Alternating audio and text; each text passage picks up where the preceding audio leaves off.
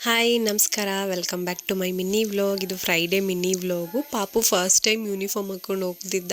Photos ತಕ್ಕೊಳ್ಳೋಣ ಅಂತ ಹೇಳಿದ್ರೆ ತಕ್ಕೊಳ್ಳೋಕ್ಕೆ ಆಗಲಿಲ್ಲ. ಅರ್ಜೆಂಟಾಗಿ ವ್ಯಾನ್ ಬಂದುಬಿಡ್ತು, ಕಳಿಸ್ಬಿಟ್ಟೆ.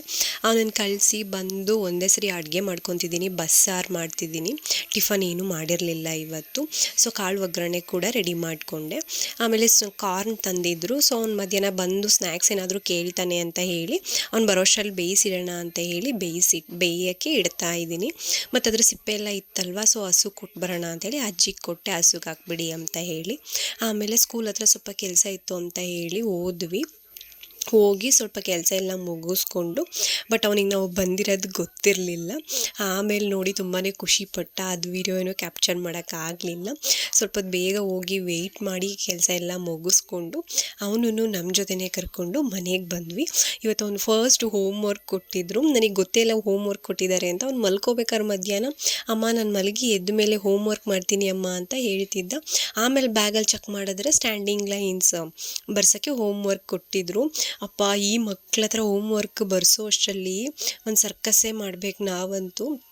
ಅವನು ಸ್ವಲ್ಪ ಕೈ ಹಿಡ್ಕೊಂಡು ಬರೀತಿದ್ದ, ಒಂದೊಂದು ಅವನೇ ಬರೀತಿದ್ದ. ಆಮೇಲೆ ನಾನು ಬರೆಯಲ್ಲ ಅಂತ ಇಟ್ಬಿಡ್ತಿದ್ದ, ಕ್ಲೋಸೇ ಮಾಡಿಬಿಡ್ತಿದ್ದ. ಒಂದು 2-3 ಅವನೇ ಬರ್ದ. ಅದು ನೋಡಿ ತುಂಬಾ ಖುಷಿ ಆಯಿತು. ಆಮೇಲೆ ಫುಲ್ ಬುಕ್ಕೇ ಕ್ಲೋಸ್ ಮಾಡ್ತಿದ್ದಾನೆ, ನಾನು ಬರೆಯಲ್ಲ ಅಂತ ಹೇಳಿ. ಹಂಗೆ ಹಿಂಗೆ ಆಚೆ ಕರ್ಕೊಂಡು ಹೋಗ್ತೀನಿ ಅಂತೆಲ್ಲ ಹೇಳಿ ಸರ್ಕಸ್ ಮಾಡಿ ಕಂಪ್ಲೀಟ್ ಮಾಡಿಸ್ದೆ. ಏನೋ ಒಂಥರ ಖುಷಿ ಆಯಿತು ಸಿಕ್ಕಾಪಟ್ಟೆ. ಅದು ಫಸ್ಟ್ ಟೈಮು ಈ ಥರ ಒಂದು ಹೋಮ್ ವರ್ಕ್ನ ನನ್ನ ಮಗನ ಕೈಲಿ ಮಾಡಿಸಿದ್ದು. ಅವನು ಕೂಡ ಒಂದಷ್ಟು ಗೆರೆಗಳು ಹಾಕ್ದ. ಆಮೇಲೆ ನಾನು ಕೂಡ ಕೈ ಹಿಡ್ಕೊಂಡು ಬರೆಸ್ದೆ. ತುಂಬ ಅಂದರೆ ತುಂಬಾ ಖುಷಿ ಆಯಿತು. ಅವನು ಕೂಡ ಏಳಿಸ್ಕೊಂಡು ಬರೆಸ್ತಿದ್ದೆ. ಸ್ಟ್ಯಾಂಡಿಂಗ್ ಲೈನ್ ಅಂತ ಅದನ್ನು ಹೇಳ್ಕೊಂಡು ಬರೀತಿದ್ದ. ತುಂಬಾ ಖುಷಿ ಆಯಿತು. ನೋಡಿ, ಬುಕ್ಕೆಲ್ಲ ಮುಚ್ಚಿ ಇಡ್ತಿದ್ದಾನೆ. ನಾನು ತೆಗಿಯೋಕ್ಕೆ ಹೋದರೂ ತೆಗಿಯೋಕ್ಕೆ ಬಿಡ್ತಾಯಿಲ್ಲ, ನಾನು ಬರೆಯಲ್ಲ ಅಂತ ಹೇಳಿ. ಸೊ ಇದು ಫೈನಲ್ ಹೋಮ್ವರ್ಕ್ ಕಂಪ್ಲೀಟ್ ಆಗಿರೋದು. ಅವನಿಗಂತೂ ತುಂಬಾ ಖುಷಿ ಆಯಿತು. ಏನೋ ಒಂದು ಮುಗಿಸ್ಬಿಟ್ಟೆ, ಇವಾಗ ಆಚೆ ಕರ್ಕೊಂಡು ಹೋಗ್ತಾಳೆ ಅಮ್ಮ ಅನ್ನೋದಷ್ಟೇ ಅವನಿಗೆ ಖುಷಿಯಾಗಿದ್ದು. ಆಮೇಲೆ ಆಚೆ ಕರ್ಕೊಂಡು ಹೋದೆ. ಅಲ್ಲಿ ರಾಣಿ ಕೂಡ ಸಿಕ್ಕಿದ್ಲು.